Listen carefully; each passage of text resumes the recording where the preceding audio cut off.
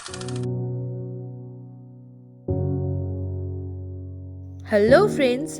Welcome to Priyanka's Adventure. Subscribe, like, and press the bell icon. नमस्ते दोस्तों और स्वागत है आपका एक बार फिर प्रियंकास एडवेंचर पर। मैं हूं आपकी होस्ट और दोस्त प्रियंका। जैसा कि आप जानते हैं, मेरा ये चैनल एडवेंचर, ट्रैवल और नई नई जगहों को एक्सप्लोर करने के बारे में है। मैं आपको पहाड़ों की ऊंचाइयों से लेकर समंदर की गहराइयों तक और अनदेखे अनसुने रास्तों की कहानियां सुनाती हूं। लेकिन आज की कहानी किसी खूबसूरत वादी या रोमांचक ट्रैक की नहीं है। आज मैं आपको अपने जीवन के एक ऐसे अनुभव के बारे में बताने जा रही हूं जिसने मुझे अंदर तक हिलाकर रख दिया। एक ऐसा सफर जिसने मुझे यकीन दिलाया कि दुनिया में सिर्फ वही नहीं है जो हमें दिखाई देता है। कुछ अंधेरे कोने ऐसे भी हैं जहां खौफ बसता है, जहां ऐसी शक्तियां विचरती हैं जिनका जिक्र सिर्फ पुरानी कहानियों में मिलता है या शायद नहीं। आज हम बात करेंगे एक ऐसे ही खौफनाक साये की जिसे कहते हैं योगिनी।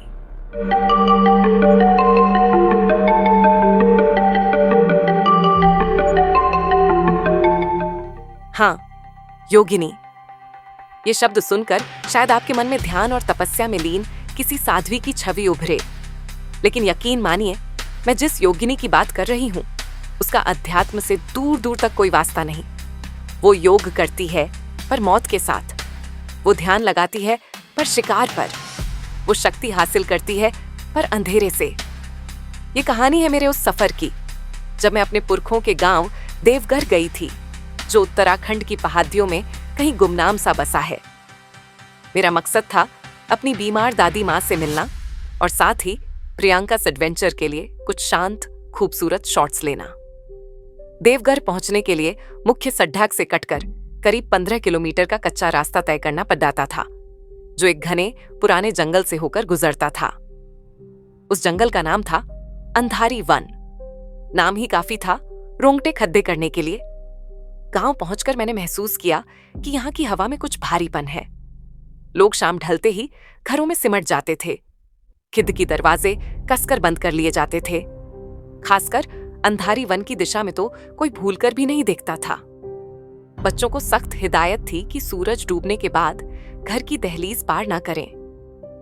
एक शाम जब मैं अपनी दादी माँ के पास बैठी थी, मैंने उनसे पूछ ही लिया, दादी माँ, यहाँ सब लोग इतना डरे डरे क्यों रहते हैं? और इस अंधारी वन में ऐसा क्या है कि उसका नाम लेते ही सबके चेहरे सफेद पड्डे दिए जाते हैं? दादी माँ की झुर्रियों भरी आंखों में एक अजीब सा खौफ तैर गया। उन्होंने अपनी कांपती आवाज में कहा, बेटिया, कुछ राज दफन ही रहे तो अच्छा है। वो जंगल, वो पाक नहीं है। वहां उनका वास है। किनका वास है दादी माँ? मेरी उत्सुकता बढ़ गई थी। योगिनियों का, उन्होंने फुसफुसाकर कहा, जैसे ये नाम लेना भी गुनाह हो। वो रात की शिकारिनें हैं। उस वक्त मुझे ये सब गांव वालों का अंधविश्वास लगा था। योगिनी इस जमाने में? लेकिन दादी माँ ने जो बताया और बाद में जो मैंने खुद अनुभव किया, उसने मेरे सोचने का नजरिया हमेशा के लिए बदल दिया। तो कौन होती हैं ये योगिनियां? कैसे बनती हैं? दादी माँ के अनुसार और बाद में गांव के कुछ बुजुर्गों से जो मैंने सुना, उसके मुताबिक योगिनी कोई जन्म से नहीं होती। ये वो बदनसीब औरतें होती हैं जिन्हें जिंदगी ने सिर्फ जख्म दिए हों, असहनीय पीड़ा, विश्वासघात, जुल्म या अपने किसी प्रियजन को खोने का असहनीय दर्द। जब दुख, क्रोध और नफरत की आग उनकी आत्मा को जलाकर राख कर देती है, तो वो टूटकर बिखर जाती हैं।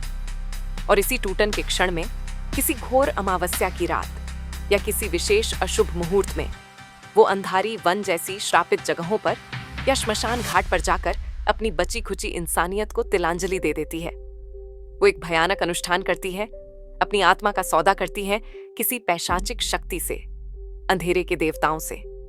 उन्हें मिलती है असीम ताकत, रूप बदलने की क्षमता और अमृता का वरदान। लेकिन इसकी कीमत होती है उनकी आत्मा, उनकी इंसानियत। वो हमेशा के लिए अंधेरे की गुलाम बन जाती हैं। उनका योग परमात्मा से नहीं, परम अंधकार से होता है। इसीलिए शायद उन्हें योगिनी कहा जाता है। वो जो अंधेरी शक्तियों के साथ योग या मिलन कर चुकी हैं।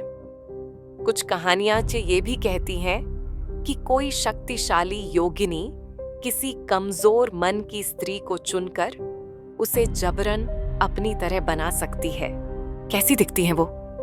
उनका कोई एक निश्चित रूप नहीं होता, वो छलावा होती है। दादी माँ ने बताया था कि वो अक्सर शिकार को लुभाने के लिए बेहद खूबसूरत स्त्री का रूप धर लेती हैं। ऐसी खूबसूरती जो अप्राकृतिक लगे, आंखों को चौंधिया दे, लेकिन उनका असली रूप वो भयानक होता है। आंखें या तो अंगारों की तरह दहकती लाल, जिनमें सिर्फ वहशत और भूख नजर आती है, या फिर एकदम पीली ठहरी हुई जैसे किसी शिकारी जानवर की। त्वचा राख की तरह सफेद या सड़ी हुई लकड़ी की तरह काली और झुर्रियों भरी, जिसे छूने पर बर्फीली ठंडक महसूस हो। बाल लंबे उलझे हुए जटाओं की तरह, जो अक्सर उनके चेहरे को ढंके रहते हैं, लेकिन जब हवा से हटते हैं तो पीछे एक वीभत्स अमानवीय मुस्कान दिखती है। दांत सामान्य से ज्यादा नुकीले और पीले, जैसे किसी आदमखोर के हों। हाथ पैर बेढंगे तौर पर लंबे और पतले, उंगलियां टेढ़ी मेढ़ी, जिनके नाखून जानवरों की तरह तेज, काले और गंदे होते हैं। और उनकी आवाज, कभी वो किसी मासूम बच्चे की तरह रो सकती हैं, कभी किसी परिचित की आवाज में पुकार सकती है, और कभी उनकी असली आवाज सुनाई देती है। एक खुरदुरी, कानों को फाड़ने वाली चीख, या एक ऐसी हंसी जो सुनने वाले का कलेजा चीर दे। उनकी आदतें और शिकार का तरीका ये रात के अंधेरे में ही ताकतवर होती हैं। सूरज की रोशनी इन्हें कमजोर करती है, इसीलिए ये दिन में छिपी रहती है, घने जंगल के अंधेरे कोनों में, पुरानी गुफाओं में, खंडहर हो चुके कुओं में। इन्हें इंसानी खून और मांस की तीव्र लालसा होती है, लेकिन इनकी असली खुराक है डर। इंसानी डर इन्हें पोषित करता है, इनकी शक्तियों को बढ़ाता है। और शिकार, वो सीधे हमला नहीं करती, वो खेलती हैं अपने शिकार के दिमाग और हिम्मत के साथ। वो पहले अदृश्य रहकर पीछा करती हैं। आपको महसूस होगा कि कोई आपको देख रहा है, आपके पीछे चल रहा है, पर दिखेगा कोई नहीं। फिर शुरू होता है आवाजों का खेल। कभी आपके नाम की फुसफुसाहट हवा में तैरेगी, कभी दूर से किसी औरत के रोने की आवाज आएगी, कभी अचानक कोई चीज गिरेगी या दरवाजा खटकेगा। वो आपके मन के सबसे गहरे डर को जान लेती है और उसी का इस्तेमाल करती है। अगर आपको अकेलेपन से डर लगता है तो वो आपको एकदम तन्हा महसूस कराएंगी। अगर आपको किसी अपने को खोने का डर है तो वो उसी की शक्ल या आवाज में नजर आएंगी।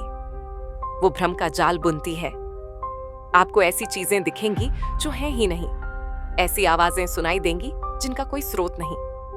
जब शिकार डर, थकान और भ्रम से पूरी तरह टूट जाता है, जब उसकी सोचने समझने की शक्ति खत्म हो जाती है, तब वो अपना असली रूप दिखाती है। उनकी आंखों में देखते ही शिकार का शरीर जैसे पत्थर का हो जाता है, वो हिल भी नहीं पाता। और फिर योगिनी अपना काम तमाम करती है।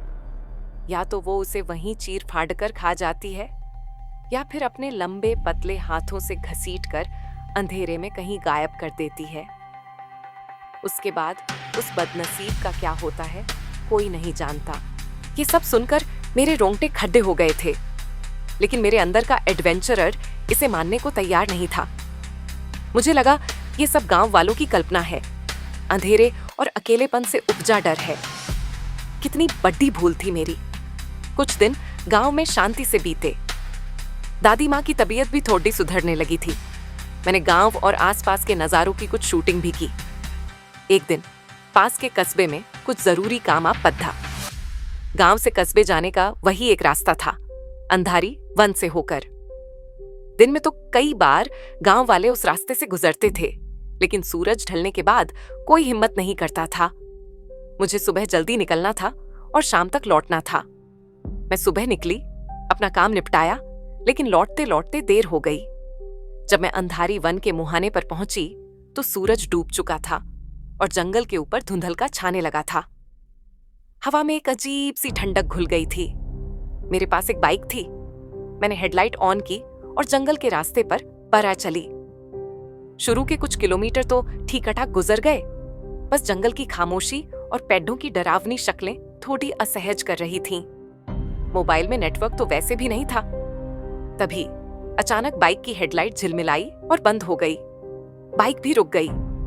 मैंने दोबारा स्टार्ट करने की कोशिश की, पर बेकार। अब चारों तरफ घना अंधेरा था, सिवाय मेरे मोबाइल की टॉर्च की हल्की रोशनी के। शिट! मेरे मुंह से निकला। अब क्या करूं? गांव यहां से अभी भी करीब 7 से 8 किलोमीटर दूर था। पैदल जाना ही एकमात्र रास्ता था। मैंने मोबाइल की टॉर्च जलाई और बाइक को वहीं खड्डी कर तेजी से चलना शुरू किया। जंगल और घना होता जा रहा था। पेड़ों की शाखाएं आपस में मिलकर ऊपर एक छत सी बना रही थीं, जिससे चांद की हल्की रोशनी भी नीचे नहीं आ पा रही थी। हवा एकदम शांत थी, इतनी शांत कि मुझे अपने दिल की धड़कन और कदमों की आहट साफ सुनाई दे रही थी। तभी मुझे वो महसूस हुआ कि मैं अकेली नहीं हूं। ऐसा लगा जैसे कोई मेरे पीछे पेड़ों के बीच छिपकर चल रहा है। मैंने रुककर पीछे देखा। मोबाइल की टॉर्च की रोशनी में सिवाय पेडेज पौधों और अंधेरे के कुछ नहीं दिखा। मेरा वहम है, मैंने खुद को समझाया और तेज चलने लगी, पर वो एहसास गया नहीं। अब मुझे पत्तों पर किसी और के चलने की धीमी आवाज भी सुनाई देने लगी थी। मैंने फिर रुककर टॉर्च पीछे घुमाई, कुछ नहीं। लेकिन जैसे ही मैं आगे बढ़ी, वो आवाज फिर शुरू हो गई। मेरा दिल जोरों से धड़कने लगा। दादी माँ की बातें याद आने लगीं। नहीं नहीं, योगिनी सिर्फ कहानियां हैं, मैंने बुदबुदाकर खुद को दिलासा दिया। तभी मुझे आगे रास्ते पर कुछ हिलता हुआ दिखा। टॉर्च की रोशनी डाली। एक छोटी बच्ची, मुश्किल से 6 से 7 साल की, रास्ते के किनारे बैठी रो रही थी। अरे, तुम यहां क्या कर रही हो? मैं हैरान रह गई। इतनी रात गए इस घने जंगल में अकेली बच्ची? वो सिसकते हुए बोली, मैं अपने बाबूजी के साथ मेले से लौट रही थी। वो आगे निकल गए, मैं पीछे रह गई, रास्ता भटक गई। मुझे उस पर तरस आ गया। डरो मत बेटा, मैंने कहा, मैं भी गांव जा रही हूं, तुम मेरे साथ चलो। वो खदेदी हुई और मेरा हाथ पकड़ दाच लिया। उसका हाथ बर्फ की तरह ठंडा था। मैंने महसूस किया कि उसके कपड़े भी अजीब से पुराने थे और उसके बाल बिखरे हुए थे। हम चलने लगे। वो बच्ची चुपचाप मेरा हाथ पकड़े चल रही थी। जंगल अब और भी डरावना लगने लगा था। हवा में एक अजीब सी मीठी सड्डी हुई गंध घुल गई थी। तुम्हारा नाम क्या है? मैंने पूछा। उसने कोई जवाब नहीं दिया। तुम किस गांव की हो? मैंने फिर पूछा। वो रुकी। उसने अपना चेहरा ऊपर उठाया। टॉर्च की रोशनी उसके चेहरे पर पड़ी और मेरी चीख निकल गई। उसका चेहरा किसी बच्ची का नहीं था। वो एक बूढ़ी औरत का झुर्रियों भरा चेहरा था, जिसकी आंखें सुर्ख लाल चमक रही थीं। उसके होंठ खिंचकर एक भयानक मुस्कान में बदल गए, जिसमें नुकीले पीले दांत दिख रहे थे। उसका हाथ, जिसने मेरा हाथ पकड़ा हुआ था, अब लंबा और पतला होता जा रहा था। उंगलियां टेढ़ी मेढ़ी हो रही थीं, नाखून बरह रहे थे। योगिनी, मेरे मुंह से सिर्फ यही शब्द निकला। उसने एक भयानक खुरदुरी हंसी हंसी। डर? हां, यही तो चाहिए मुझे, तुम्हारा डर। उसने मेरा हाथ इतनी जोर से पकड़ा कि मुझे लगा हड्डी टूट जाएगी। मैं छटपटाने लगी, पर उसकी पकड़दाज बहुत मजबूत थी। उसकी आंखों में देखते ही मेरा शरीर सुन्न पड़ने लगा था। आज तू मेरा भोजन बनेगी, वो गुर्राई। तभी न जाने कहां से मुझ में हिम्मत आई। मैंने अपनी जेब में हाथ डाला। गांव से चलते वक्त दादी माँ ने जबरदस्ती एक छोटी सी चांदी की डिब्बी मेरे पर्स में रख दी थी, जिसमें भभूत पवित्र राख थी। उन्होंने कहा था, जंगल से गुजरेगी, इसे पास रखना। मैंने कभी इन चीजों पर विश्वास नहीं किया था, पर उस वक्त मेरे पास और कोई चारा नहीं था। मैंने पूरी ताकत से डिब्बी खोली और सारी भभूत उस योगिनी के चेहरे पर फेंक दी। वो चीखी, एक ऐसी दर्दनाक चीख जिसने जंगल को दहला दिया। उसने मेरा हाथ छोड़ दिया और अपने चेहरे को पकड़ाने लगी। जहां जहां भभूत लगी थी, वहां से जैसे धुआं निकल रहा था। मुझे मौका मिल गया था। मैं मुद्दी और अपनी जिंदगी की सबसे तेज दौड़ लगा दी। मैं भाग रही थी, बिना पीछे देखे, बिना ये सोचे कि कहां जा रही हूं। पीछे से उसकी भयानक चीखें और गालियां सुनाई दे रही थीं। मैं भागती रही। मेरे फेफड़े जवाब देने लगे थे, पैर लडखड़ा रहे थे। मुझे लगा मैं गिर जाऊंगी। तभी मुझे दूर कुछ टिमटिमाती रोशनियां दिखीं। गांव! मैंने अपनी बची खुची हिम्मत जुटाई और उस तरफ भागी। जैसे जैसे मैं गांव के करीब पहुंच रही थी, पीछे से आती आवाजें धीमी होती जा रही थीं। आखिरकार मैं हांफती कांपती गांव की सीमा में दाखिल हुई। कुछ लोग जो शायद मेरी ही चिंता में बाहर खड़े थे, मुझे देखकर दौड़ दे। मैं उनके पास पहुंचते ही बेहोश होकर गिर पड़ी। जब मुझे होश आया, मैं दादी माँ के पास अपने बिस्तर पर थी। मुझे तेज बुखार था। कई दिन लगे मुझे उस खौफ से उभरने में। मैंने गांव वालों को पूरी बात बताई। उन्होंने कहा कि मैं बहुत किस्मत वाली थी जो जिंदा बच गई। वो भभूत, शायद उसी ने मेरी जान बचाई। योगिनियां पवित्र चीजों को बर्दाश्त नहीं कर सकती। उस घटना के बाद मैं देवघर में ज्यादा दिन नहीं रुकी। मैं वापस शहर आ गई, लेकिन वो रात, अंधारी वन और वो योगिनी का चेहरा, वो आज भी मेरे जहन में ताजा है। आज भी कभी रात में अकेले होते हुए कोई अनजानी आहट होती है तो मेरा दिल दहल जाता है। वो लाल आंखें मुझे अंधेरे में घूरती हुई महसूस होती हैं। क्या वो वाकई योगिनी थी या मेरे डरे हुए मन का वहम? मैं नहीं जानती, पर मैं इतना जानती हूं कि उस रात मैंने जो महसूस किया वो सिर्फ डर नहीं था, वो कुछ और था, कुछ ज्यादा भयानक, ज्यादा वास्तविक। तो दोस्तों, ये था मेरा वो एडवेंचर जिसे मैं कभी दोहराना नहीं चाहूंगी। अंधारी वन का वो राज शायद हमेशा राज ही रहेगा, पर इसने मुझे एक सबक सिखाया कि दुनिया में बहुत कुछ ऐसा है जिसे विज्ञान या तर्क से नहीं समझा जा सकता। कुछ चीजों पर विश्वास न करना और उन्हें चुनौती देना खतरनाक हो सकता है। आपकी इस बारे में क्या राय है? क्या आपने कभी ऐसी किसी अनहोनी या पैरानॉर्मल घटना का अनुभव किया है? नीचे कमेंट्स में मेरे साथ जरूर शेयर कीजिएगा। और अगर आपको मेरी ये डरावनी दास्तान सुनकर थोड़ा डर लगा या पसंद आई तो प्लीज इस वीडियो को लाइक करना, अपने दोस्तों के साथ शेयर करना और प्रियंका's एडवेंचर को सब्सक्राइब करना मत भूलिएगा। वादा करती हूं, अगली बार किसी खूबसूरत और कम डरावनी जगह की कहानी लेकर आऊंगी। तब तक अपना खूब ख्याल रखिएगा, सुरक्षित रहिएगा।